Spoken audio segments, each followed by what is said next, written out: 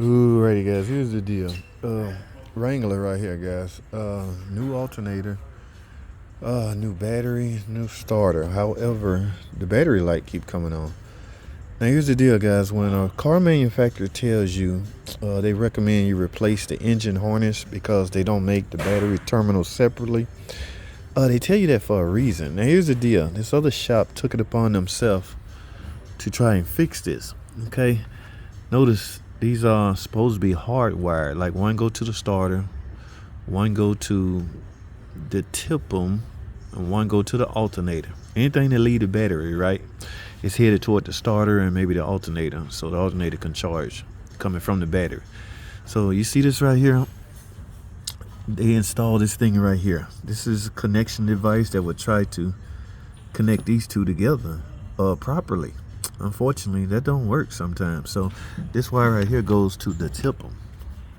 See it right there? This one right here, naturally you're gonna have a protection device called a fusible link. So I'm assuming that's this one right here. Now I got one, like I say, one has to go to the starter to allow for cranking.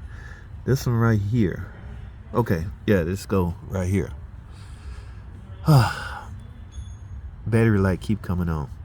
I can't repair this. Okay, this corroded and it's coming loose and it's giving them problems. So what do I tell this customer? That they really need a battery harness? Now mind you, if this was warranty, I would have no choice but to put a battery harness on it, but it's not. So the customer trying to figure out what they should do. So if they give us authorization to fix it, I'm gonna have to find some connections to make this connection better. This just simply didn't work. That other shop, boy, these other shops, we don't do stuff like this, man.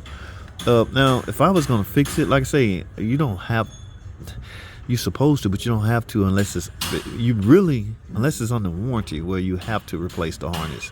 Other than that, you have options. Okay, now this was an option, it just didn't last and didn't work. So now I got to figure out what to do.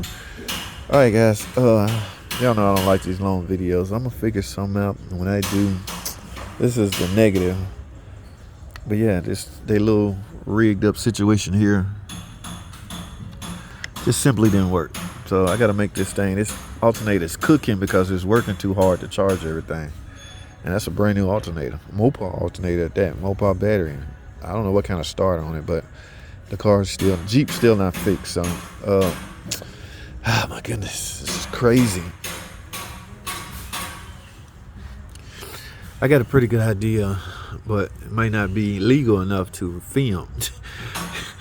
Yeah, guys, sometimes you gotta go rogue and do what you gotta do to make sure the car is right. But I'll let y'all know in a live stream or something. That's why you gotta stay tuned, bro. All right, I'm out. I gotta go, man.